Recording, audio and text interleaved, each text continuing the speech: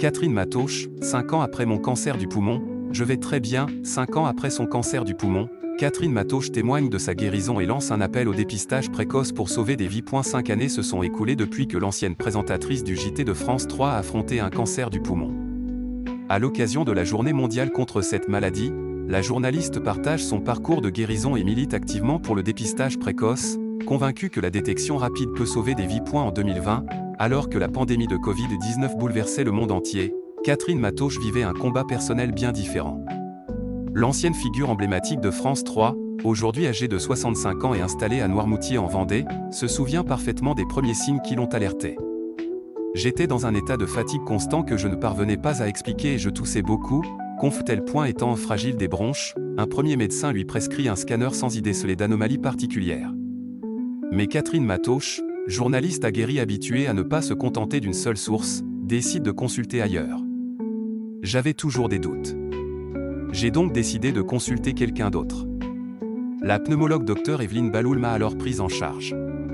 Et elle a vu ce que le précédent n'avait pas vu, une petite tache suspecte sur un des deux poumons. Cette seconde opinion s'avère salvatrice. Après une biopsie et plusieurs examens complémentaires, le diagnostic tombe, cancer du poumon.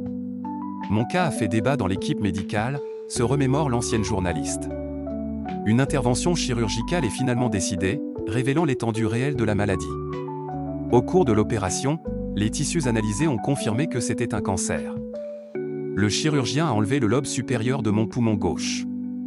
Aujourd'hui, sur sa page Facebook, Catherine Matoche peut annoncer avec soulagement, 5 ans après mon cancer et mon opération à l'hôpital Foch de Suresnes, je vais très bien.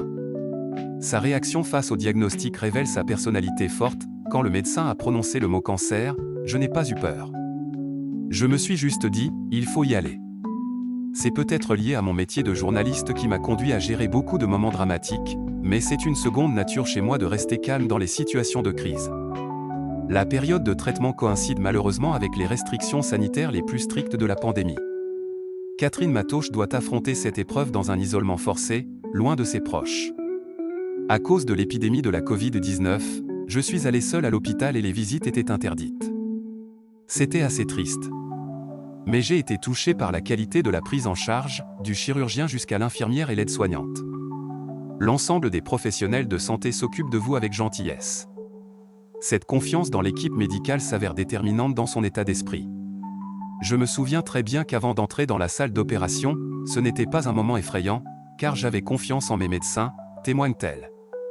La chance sourit à Catherine, la tumeur était de très petite taille. Ce qui a été trouvé était vraiment tout petit.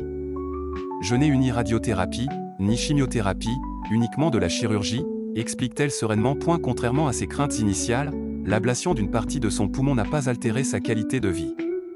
Je pensais que je perdrais une grosse capacité respiratoire après l'ablation d'une partie de mon poumon, mais pas du tout.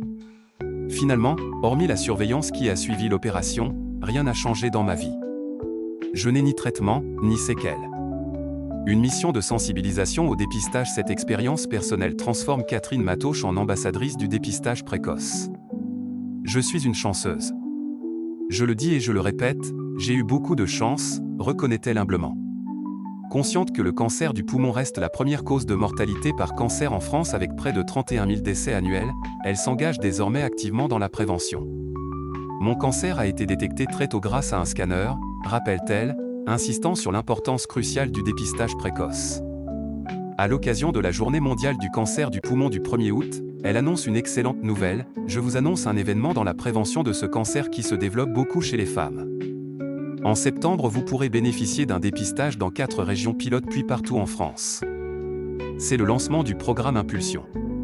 Catherine Matoche a accepté de devenir porte-parole du collectif Ensemble Nous Poumons pour encourager le dépistage. J'ai accepté la mission du collectif Ensemble Nous Poumons pour tenter de lever les peurs et vous encourager à faire ce scanner des poumons. C'est une chance, lance-t-elle avec conviction. Son message est direct et sans ambiguïté, faites-le.